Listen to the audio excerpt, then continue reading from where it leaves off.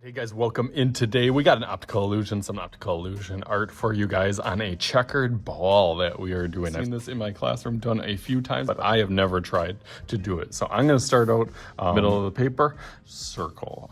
You can trace something if you want, or you can just draw a circle. My favorite thing to do is just draw a circle without tracing it. I start out lightly, and then once I kind of get an idea of where I can tweak it and fix it, then I can go over it a little bit darker.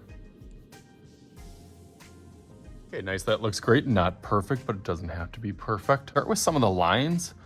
Again, you can use a ruler. I'm kind of the style that I don't use a ruler right away. And then some checkers kind of filled in also kind of behind that. I'm gonna kind of space them out as best as I can. Doesn't have to be perfect. I'm just trying to get a hint or kind of an idea of where they're all gonna fill in. I'm gonna do that on this side and then on the other side too. Okay, nice, so I got that started off. Idea before I go over it with Sharpie, you can bring that middle, still is straight in the middle, but then it gets a little bit tricky. So this curve over here off to the side, so it definitely has that curve to it on this side, and then you try to match that same one on this side. Be another one, but that's kind of the edge of the sphere. Now you can start thinking about where that middle is gonna be. Here looks good. And then that will also kind of continue to the outside to start making those other checkers on each side of it. You wanna keep them about the same kind of square. So once you kind of have an initial square, then you know where the rest of them are all gonna fit in as kind of best as you can. Through that a little bit faster now that I got an idea. Okay, so there, I got that pretty well done. Now on these sides, it's the same kind of concept. Starts off a little bit thin and then gets a little bit thicker as it goes down and then back up. I'm gonna try to keep it even and kind of proportional. So once I think you have that, then you can start to kind of plot your idea for where everything is gonna go in here by kind of black and then white. I would probably recommend putting like a mark on like your blacks and leaving your whites, just so you know. Before you go through the whole thing, and then outline this in Sharpie, just to clean that up a little bit. So let's go through that real quick.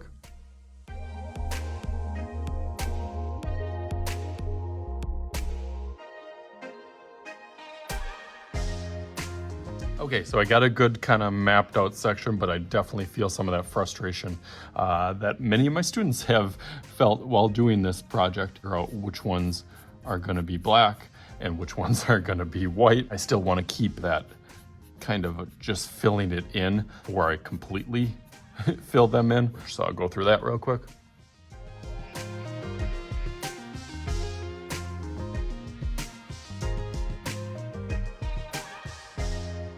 We're getting there a little bit further now. I'm still having some hesitations and some struggles figuring out how it's gonna all work, but I have to trust the process. So I just want to show you this before I make a little magic happen and turn this into the final. I want to show you kind of what I'm going to be doing for the shading. If you have not done value scale before, doing a value scale is light to dark transition from light to absolute darkness.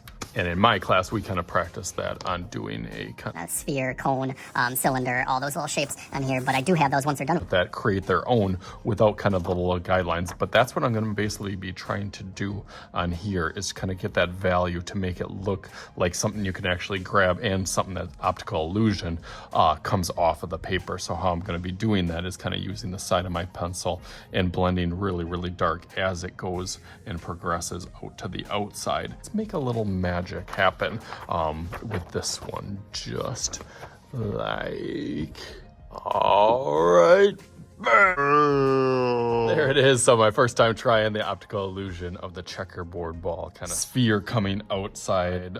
Use my erase marker a little bit more just to save on my Sharpies from going around all the little checkers, alienating all those details. Also a really good hack that worked was my jumbo crayon. I used the jumbo crayon for getting a little bit black shaded around. You could use a crayon also. Make that work awesome. So hopefully you guys had some fun with this. As always, I am Mr. Shooty. This is Mr. Shooty's art class. We'll talk to you guys later.